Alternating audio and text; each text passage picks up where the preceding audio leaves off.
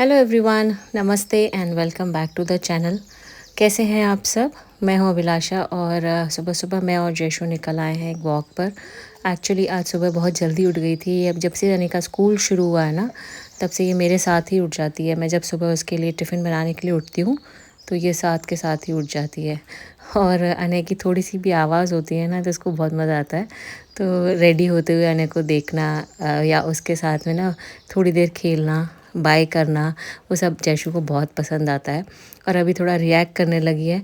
मैं उसे ना पीछे वॉक करने के लिए लेकर आ गई हूँ। ये हमारे घर के पीछे के साइड का एरिया है। यहाँ पर कुछ फार्म्स हैं और एकदम घने घने ऐसा एरिया है। ये बहुत सारे पेड़ हैं, यहाँ पर बहुत ग्रीनरी है। तो यहाँ पर सुबह सुबह जैशु को मैंने रूस्टर्स दिखाए। यहाँ पर कुछ डियर्स भी हैं। रास्ता एकदम सुनसान सा लग रहा था आज, क्योंकि आज धूप नहीं है और हम अराउंड 8 o'clock ही आए हैं। जैसे ही अने और पापा निकल गए स्कूल के लिए, वैसे मैं और जैशु आ गए। ये देखिए, यहाँ पर एक फार्म में ना हिरन भी है, 4 हैं। और ये स्ट्रोलर की आवाज़ से ऐसे भागे जैसे पता नहीं क्या हो गया हो। मेरा बिल्कुल भी मन नहीं था इनको डराने के लिए। इनफैक्ट मुझे बाद में समझ में आया कि ये लोग है ना स्ट्रोलर की आवाज़ से डर के एक कॉर्नर में जाकर खड़े हो गए हैं। नहीं तो ये जब भी मैं वैसे वॉक करने के लिए आती हूँ ना, तो ये आके थोड़ा रिएक्ट करने की कोशिश करते हैं, अपने आप थोड़ी बातचीत करने की कोशिश करते हैं। बहुत सारे यहाँ पे ना चिड़िया चूचू अब बहुत आवाज़ आती है। अच्छा लगता है सुबह सुबह, यहाँ पर एकदम शांति रहती है। बस मुझे कभी कभी ऐसे घने से एरिया में थोड़ा सा डर लगता है, अगर कोई नहीं दिखे तो। चलिए कोई नहीं, कार आ गई तो थोड़ी तसल्ली हो गई। अभी मैं और जशु एक वॉक ख़त्म करके फिर घर जाएंगे। आज ये इसकी टीडिंग शुरू हो गई है तो थोड़ी सी ना सुस्त रहती है अभी आजकल सुबह सुबह। और अच्छा लगा इसको भी बाहर आकर जशु को। तो मेरी भी एक बढ़िया सी फ्रेश मॉर्निंग की शुरुआत हो गई। यहाँ पे भी देखिए कुछ और डियर्स हैं। और ऐसे फार्म्स में लोग एनिमल्स के पोर्ट्रेट्स या स्टैचूज़ लगा के रखते हैं। फॉल सीज़न आ गया अभी, तो बहुत अच्छे कलर का चेंज हो रहा है यहाँ पर। And now we have reached home. बढ़िया सी एक 1.5 माइल की वॉक हो गई है।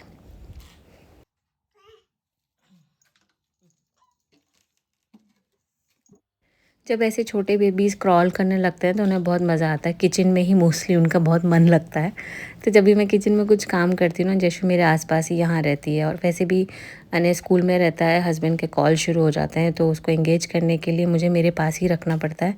और वो बहुत कुछ मुँह में रखने लगी है अभी। अगर ज़मीन पर कुछ भी दिखता है तो मुझे अपने सामने ही रखना पड़ता है, नहीं तो वो कुछ भी मुँह में अंदर ले सकती है। कभी कोई बैटरी मिल गई या कभी कुछ और मिल गया अने के टॉयज़ में से, तो वो सीधा मुँह के अंदर डाल देती है उसको। मैं इसके लिए अभी बस चीला बना रही हूँ, जो साबूदाना का चीले का रेसिपी मैंने आप लोगों के साथ में शेयर किया था ना। और जैसे को ना प्रेशर कुकर से बहुत डर लगता है, तो मैं यहाँ पर छोले बॉईल करने के लिए मैंने रख दिए थे। और उसे इतना डर लगता है। लेकिन कोई भी अगर ऐसा बच्चों को डर रहता है ना, तो प्यार से उनके सामने ही उनको लेकर जाना चाहिए, जिससे उनका डर वहीं के वहीं ख़त्म हो जाएगा।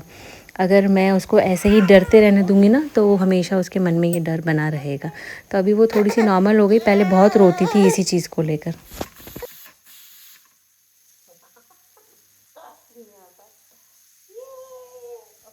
तो हम लोगों के लिए ब्रेकफास्ट में मैं बना रही हूँ चीज़ का पराठा। यही सुबह आने को टिफ़िन में भी रखा था। बहुत सिंपल सी रेसिपी है। ये चीज़ ग्रेटेड चीज़ है, मार्केट से ऐसे ही पैक्ड लेकर आते हैं ग्रेटेड वाला। उसमें प्याज, थोड़ा सा धनिया पाउडर, नमक वगैरह सब कुछ ऐड कर दिया। मसाले सारे आप अपने हिसाब से ऐड कर सकते हैं, कोई प्रॉब्लम नहीं है। और उसके बाद में उसको रोल करके और इसमें बस फिलिंग भर दूँगी मैं। इसमें प्याज भी ऐड की है और कसूरी मेथी ज़रूर ऐड करिए, उससे टेस्ट अच्छा आता है, फ्लेवर बहुत बढ़िया आता है उससे। तो इस सब को फिलिंग करके और मैं पराठे सेक लूँगी। यही हो जाएगा हमारा ब्रेकफास्ट। इसको मैं दही से सर्व कर दूँगी और साथ में चाय भी बनने के लिए रख दी है। तो पहले जब मैंने ये रेसिपी शेयर की थी ना, तो कुछ लोगों के कमेंट्स आए थे कि ये कड़क नहीं हो जाता है क्या पराठा, क्योंकि इसमें चीज़ है। एक्चुअली अगर आप इसमें प्याज डालेंगे ना, तो प्याज की सॉफ्टनेस की वजह से वो कड़क नहीं होता है, सॉफ्ट ही रहता है पराठा। तो यही मैं अने को टिफ़िन में भी रखती हूँ और उसके भी एकदम पराठा एकदम सॉफ्ट रहता है। सो ये हो गया हमारा हेवी ब्रेकफास्ट दही के साथ में, और कल की लेफ़्ट ओवर थोड़ी सी सब्ज़ी थी बीन्स की, तो वो भी जैशु को मैंने खिला पिला कर सुला दिया। और देखिए कितना प्रोटेक्शन रखना पड़ता है अभी, क्योंकि वो पलटने लगी है और जल्दी से ना कॉर्नर पे आ जाती है। एक बार गिर गई है तब से थोड़ी सी अलर्ट हो गई है, और हम लोग भी बहुत अलर्ट हो गए हैं उसके लिए। लेकिन ये सारा कुछ उठाकर मैं जितने भी पिलोज़ हैं पूरे घर में ना सब यहाँ रख देती हूँ, और फ़ैन चला के रखती हूँ। थोड़ा ठंडा वेदर है, लेकिन उसको उसकी आवाज़ से जो वाइट नॉइज़ होती है ना, उससे अच्छी नींद आती है। अब मैं करूँगी थोड़ी सी क्लीनिंग। तो यहाँ इस घर में 3 फ्लोर्स हैं। ग्राउंड फ्लोर की क्लीनिंग डेली ही होती है, क्योंकि वहाँ पर दोनों बच्चे खेलते हैं, तो ज़मीन साफ़ रखनी बहुत ज़रूरी है। यहाँ ऊपर बेडरूम्स हैं, तो यहाँ की क्लीनिंग मैं हर दिन नहीं कर पाती हूँ, क्योंकि इतने बड़े की घर की क्लीनिंग ना अकेले नहीं हो पाती है मेरे से।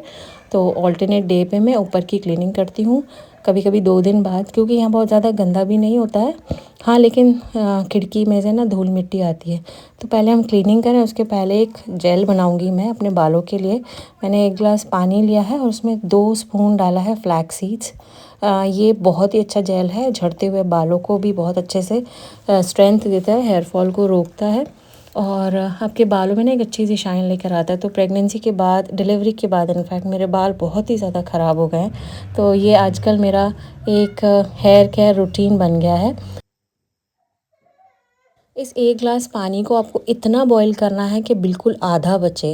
एक्चुअली मैंने यहाँ 1.5 ग्लास पानी लिया था, तो बिल्कुल जब तक आधा नहीं बच गया तब तक मैंने उसको उबालती रही मैं। तो अराउंड 10 मिनट लगेंगे मीडियम फ्लेम पर बॉईल करने में, और इसको गरम गरम ही आप छान लीजिए। अगर आपके पास स्टील की छन्नी है तो स्टील की छन्नी से छान लीजिए, और इसको ठंडा होने के लिए छोड़ दीजिए। इस जेल को आप है ना 20 दिन तक आराम से स्टोर करके रख सकते हैं फ्रिज में, ख़राब नहीं होगा। ये जो सीड्स बची इसको फेंकिए मत, इसमें दही मिलाकर आप मिक्सी जार में पीस लीजिए और इसको एक हेयर पैक की तरह लगा लीजिए। अब मैं जेल को ठंडा होने के लिए छोड़ आई हूँ, और ऊपर फटाफट से क्लीनिंग करने के लिए आ गई हूँ। जैसे सो रही है, और यही मेरे पास 40-45 मिनट है घर को क्लीन करने के लिए। तो यहाँ पर है ना मैंने कुछ भी ज़्यादा ख़रीदा नहीं, क्योंकि हम फुल्ली फर्निश्ड घर में आए हैं, रेंटेड है ऑफ कोर्स, हम उस हिसाब से रेंट भी पे कर रहे हैं। तो ये सब कुछ सामान एज़ इट इज़ हमें घर में मिला है, तो मैं कुछ भी एक्स्ट्रा शॉपिंग नहीं कर रही हूँ। जो क्लीनिंग सप्लाइज़ यहाँ मिले मैं उन्हीं से काम चला रही हूँ, क्योंकि हर किसी का क्लीनिंग करने का तरीका अलग अलग होता है। मुझे इससे थोड़ी सी मुश्किल होती है, वैक्यूम मैं ऊपर नहीं करती हूँ, क्योंकि वैक्यूम से जशु उठ जाएगी, और डरती भी है वो थोड़ा सा, उसकी आवाज़ बहुत तेज़ है क्योंकि। तो मुझे ये वाला जो एक डस्टर है ना, इससे साफ़ करने में सही लगता है और जल्दी हो भी जाता है। तो डेली का देखिए अगर क्लीनिंग करें ना तो इतनी धूल ज़रूर निकलती है, क्योंकि खिड़कियों से बहुत सारी विंडो से ना धूल आती है। तो ये कमरा हो गया है, अभी मैं इस रूम में आ जाऊँगी, और पहले सब घर में अच्छे से मैं ना ऐसे झाड़ू सी लगा देती हूँ, और उसके बाद में फिर मॉपिंग करूँगी। ये खिड़की देखिए ऐसी रहती है, यहाँ पर अगर मिडिल में खोलेंगे तो पूरी खुल जाती है, अगर इसको नीचे करेंगे तो ये लॉक हो गई, और अगर इसको ही हम एकदम ऊपर कर देंगे तो ये देखिए हाफ़ खुल जाएगी।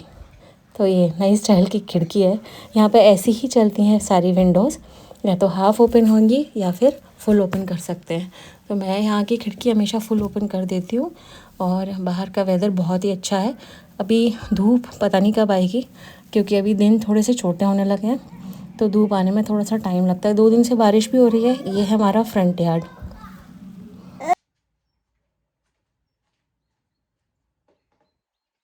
अगर आपका भी घर ऐसे ही बड़ा है और कोई भी हाउस हेल्प नहीं है, जैसे आप भी कहीं इंडिया से बाहर रहते हैं, तो यहाँ हाउस हेल्प नहीं मिलती है, बहुत ही ज़्यादा एक्सपेंसिव होती हैं, तो अफोर्ड करना मुश्किल होता है। खुद से काम करने का एक बहुत ही अच्छा तरीका बताती हूँ। डेली अब बस आप 20 मिनट दीजिए अपने घर को। तो मैं यहाँ पर 20-25 मिनट में 2-3 कमरों की सुबह क्लीनिंग कर देती हूँ, कभी 20 मिनट में नीचे की क्लीनिंग करती हूँ। तो एवरी डे एक एक जगह का मैं ना 20-20 मिनट का या मैक्सिमम हाफ़ एन आवर का एक काम ले लेती हूँ, और उसको उतने काम को निपटा देती हूँ एक दिन में। तो इस वजह से ना बहुत ज़्यादा पाइलअप नहीं होता है। जिस दिन लॉन्ड्री होती है तो उस दिन आधा घंटा लॉन्ड्री में ही चला जाता है, क्योंकि यहाँ कपड़े बाहर सुखाने होते हैं।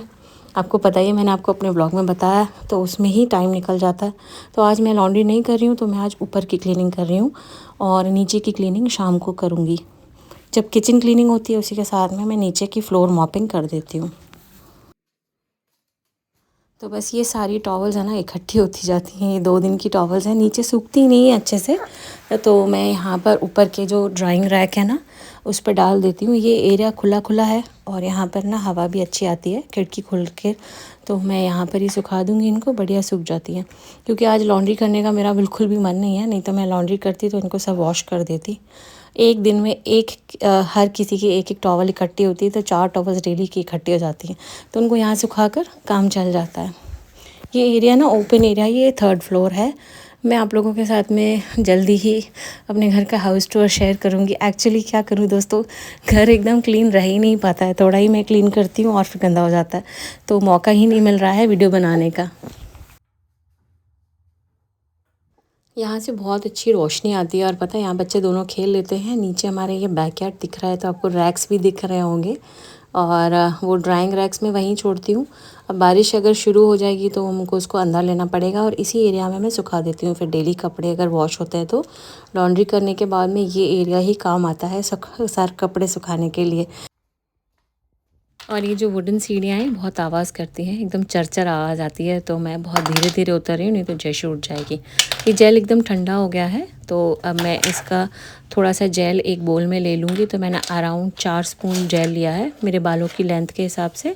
उसमें थोड़ा सा हनी डाला है। बहुत सारे लोगों को लगता है हनी नुकसान करता है आपके बालों को, लेकिन ऐसा नहीं है, थोड़ी सी क्वांटिटी में ही डालिए। और मैंने 1 चम्मच एलोवेरा जेल डाल दिया मार्केट का। आप चाहें तो रेगुलर एलोवेरा जेल भी फ्रेश वाला मिला सकते हैं। इसको अच्छे से मिक्स करिए। कोई भी रेमेडी लगाने के पहले अपने बालों को सुलझाना मत भूलिए, क्योंकि सुलझे हुए बालों पर कोई भी रेमेडी बहुत अच्छे से लगती है और अंदर तक आपके रूट्स तक जाती है। अब इस जेल को धीरे धीरे अपने पूरे बालों में मैंने लगा लिया है। और कभी भी कोई भी ना सफाई करने के सेशन के पहले मैं ऐसी कोई रेमेडी लगा लेती हूँ। आज मुझे हेयर वॉश ही करना है, क्योंकि टॉयलेट वगैरह सब क्लीन करना है। और जिस दिन मैं टॉयलेट वगैरह सब क्लीन करती हूँ उस दिन हेयर वॉश ज़रूर करती हूँ। तो अपने रूट्स पर, अपने पोर्स पर, सब जगह इस जेल को अच्छे से लगा लीजिए। इस जेल को आप स्टोर करके भी रख सकते हैं। हर बार बस 20 मिनट के लिए लगा लीजिए। ऐसे ही आप जब शावर लेने जाएं उसके पहले 20 मिनट के लिए लगाकर आप इसको छोड़ सकते हैं। आपके बालों में बहुत अच्छी शाइन आएगी और एक है ना स्ट्रेंथ आएगी और हेयर फॉल रुकेगा। देखिए मेरा कितना हेयर फॉल हो रहा है अभी तो धीरे धीरे मैं अपने हेयर फॉल को खुद से कंट्रोल कर रही हूँ। टेंशन लेके तो कुछ नहीं होगा, थोड़ी थोड़ी रेमेडीज़ करने से ज़रूर होगा। अच्छे से एक 5 मिनट की ना मालिश ज़रूर करिए अपने बालों में, धीरे धीरे करके। बहुत ज़्यादा तेज़ मत करिए मालिश, मैं हमेशा अपने रेमेडीज़ वाले व्लॉग में बताती हूँ। इसको टाई करके ना 20-25 मिनट के लिए छोड़ दीजिए, तो ये 20-25 मिनट में मेरी बाकी की क्लीनिंग हो जाएगी। जैशु अभी भी सो रही है। ये मॉपिंग करने के लिए मैं ये वाला लिक्विड यूज़ करती हूँ, इसमें बहुत अच्छी खुशबू आती है। तो एक्चुअली यहाँ पे मुझे ज़्यादा आइडिया नहीं था, पर ये ओनर्स ही हमें बता कर गए थे, तो हमने इसका ही रिफ़िल एक और ख़रीद लिया। इसमें ही जो ये कंटेनर दिख रहा है उसमें मैं इसको रिफ़िल कर लेती हूँ, थोड़ा सा पानी डालती हूँ। तो बस 2 ही ढक्कन ये पिंक वाले लिक्विड का डालना होता है और बाकी सब पानी से रिफ़िल करना होता है। और बस फिस फिस करके आराम से पोछा हो जाता है। जैशु को ये ना साउंड बहुत पसंद है और गोदी में ही रहती है वो जब मैं ऐसे मॉपिंग करती हूँ तो।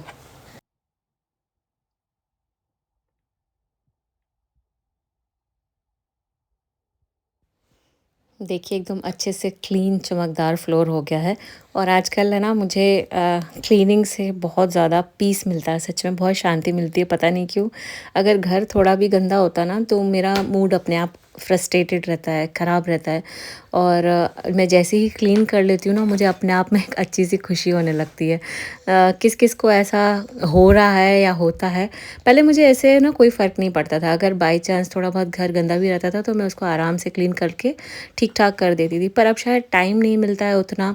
और है ना जैशु को मोस्टली मुझे एंगेज करके रखना पड़ता है, बहुत छोटी है अभी और वो क्रॉल करने लगी है, तो मुझे डर भी लगता है कि कहीं वो कुछ मुंह में ना डाल दे।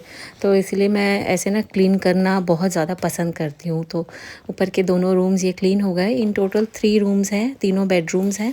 मैंने लॉन्ड्री भी निकाल कर साइड में कर दिया है क्योंकि मैं बाथरूम क्लीन करूँगी। और बाथरूम मैं एवरीडे तो नहीं करती हूँ क्लीन, बहुत सारे लोग एवरीडे क्लीन करते हैं। मैं हफ्ते में एक बार क्लीन करती हूँ, कभी मैं कर देती हूँ, कभी हस्बैंड कर देते हैं। ऐसे ही मिल बांट कर हम सारी क्लीनिंग कर लेते हैं क्योंकि यहाँ पर कोई हाउस हेल्प नहीं है, तो खुद से ही सब कुछ मैनेज करना पड़ता है। आपको एक ट्रिक बताती हूँ। अगर आपको है ना बाथरूम क्लीनिंग वगैरह के लिए बहुत सोचना पड़ता है ना, तो आप हमेशा ना छोटे छोटे से स्पॉन्जेस रखिए हर जगह। तो अगर हैंडी रहती हैं चीज़ें तो क्लीनिंग बहुत जल्दी हो जाती है। और है ना, अगर कहीं से उठा के लाना पड़ती ना चीज़ें तो हमेशा वो पेंडिंग ही हो जाती है। तो जैसे मैंने जब स्पंजेस नहीं रखे थे यहाँ वहाँ, तो हमेशा पेंडिंग हो जाता था। मुझे लगता था अरे अभी नीचे जाऊँगी, फिर लेकर आऊँगी, फिर करूँगी क्लीनिंग, तो रह जाता था। अभी मैंने सब कुछ सामने रख दिया है और सब कुछ अवेलेबल रखा है। बाथरूम में ही क्लीनिंग सप्लाइज़ रख दिए हैं, बाथरूम में ही ये स्पंजेस रख दिए हैं, तो फटाफट से क्लीनिंग हो जाती है। और हमेशा ना नल को ज़रूर क्लीन कर दीजिए, टैप को, क्योंकि उसमें बहुत सारे स्पॉट्स आ जाते हैं। तो हफ्ते में एक बार ये क्लीनिंग मैं ज़रूर कर देती हूँ क्योंकि वाइट कलर का सब कुछ है यहाँ पर, तो बहुत जल्दी गंदा होता है, बहुत ज़्यादा जल्दी। और ऐसे कपड़े को गीला करके ना मैं मॉप कर देती हूँ, मतलब इसको भी ऐसे ही कपड़े से ही क्लीन कर देती हूँ, तो फटाफट से साफ़ हो जाता है। ये सब क्लीनिंग में ना मेरा सबसे बड़ा टास्क होता है सब कुछ शांति से करना, बिल्कुल भी आवाज़ नहीं हो ज़्यादा ज़ोर से, नहीं तो जैशु उठ जाएगी। उसकी बहुत ही कच्ची नींद बोलते हैं ना, वैसी है वो, बहुत डीप स्लीप नहीं लेती है, तो बहुत जल्दी जल्दी उठ जाती है। तो मैं एकदम धीरे धीरे धीरे धीरे सब कुछ करती हूँ, तो इसमें भी एक्स्ट्रा 10-15 मिनट लगते ही हैं। ये वाला एरिया ना बहुत ज़्यादा गंदा हो जाता है ब्रश करने से, तो मैं ये भी हमेशा क्लीन कर देती हूँ बाथरूम क्लीनिंग के टाइम पर। और इतना बड़ा मिरर है तो उस पर बहुत सारे स्पॉट्स आ जाते हैं। वैसे बोलते हैं कि मिरर के ऊपर ना अगर आप विनेगर का एक क्लीन वाइप करेंगे तो फिर उस पर छींटे नहीं आते हैं और वो विजिबल नहीं होते हैं, पर मैंने कभी ट्राई नहीं किया, मैंने बस ये देखा था।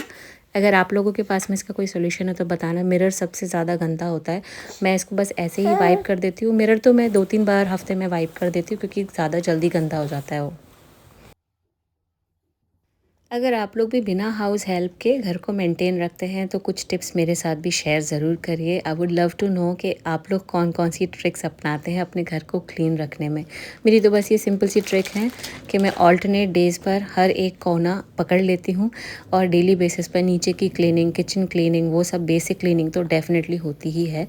जब छोटे बच्चे हों घर में तो थोड़ा ज़्यादा ध्यान रखना पड़ता है, अगर बड़े बच्चे हैं तो कोई टेंशन ही नहीं, क्योंकि वो सब अपने आप भी थोड़ा बहुत क्लीनिंग में हेल्प कर देते हैं। तो जिस दिन भी ज़्यादा ऐसी क्लीनिंग करनी होती है ना मुझे, जैसे आज मुझे हेयर वॉश भी करना है, उसमें भी टाइम लगेगा, बाल लंबे हैं तो ज़्यादा टाइम लगता है मुझे। तो इसीलिए मैं सुबह कुछ हैवी ब्रेकफास्ट ही बनाती हूँ। जैसे आज भी मैंने पराठा और सब्ज़ी वगैरह के साथ में सर्व किया ना, तो जल्दी से लंच बनाने की टेंशन नहीं रहेगी, एकदम डीप क्लीन हो गया है। और जो स्टेयर्स हैं ना वो भी वाइट कलर की हैं, तो उनको मैं क्लीन करती हूँ ये गीले मॉप से, उनको वाइप कर देती हूँ तो उससे अच्छे से वाइप हो जाती है। इसकी ट्रिक ये है, बस एक कॉर्नर से आप शुरू करिए और दूसरे कॉर्नर पे डस्ट करते जाइए डस्ट को। बीच में से कभी क्लीनिंग नहीं करिए, नहीं तो वो ना ही इस तरफ क्लीन होता है ना उस तरफ। तो देखिए मैं एक कोने से ले रही हूँ और दूसरे कोने पे उसको झाड़ती जा रही हूँ, एक ही जगह सारा कचरा जो है ना वो इकट्ठा होता जाएगा। और ऐसे ही मैं ऊपर और नीचे दोनों साइड के जो स्टेयर्स हैं वो मॉप कर देती हूँ। तो देखिए हेयर वॉश करने के बाद में मेरे बाल कितने सॉफ्ट सॉफ्ट लग रहे हैं। अभी बिल्कुल गीले हैं और सूखने में ना शाम हो जाती है मेरे बालों को, लेकिन मैंने शाम को ये रिकॉर्ड करके आप लोगों को दिखाया। देखिए कितनी सुंदर शाइन आई है। अभी मैंने मेरे बालों को कोम भी नहीं किया है, क्योंकि है ना जनरली गीले बालों में कोम नहीं करना चाहिए, बाल बहुत ज़्यादा टूटते हैं और मेरा तो हेयर फॉल वैसे ही हो रहा है। तो आप भी ये हेयर जेल बना कर रख लीजिए और ज़रूर ट्राई करिए, आपको रिज़ल्ट्स बहुत ही अच्छे मिलेंगे। आई होप आपको ये क्लीनिंग व्लॉग आज का अच्छा लगा होगा। चलिए मिलती हूँ मैं आपसे नेक्स्ट व्लॉग में। Till then bye bye, take care.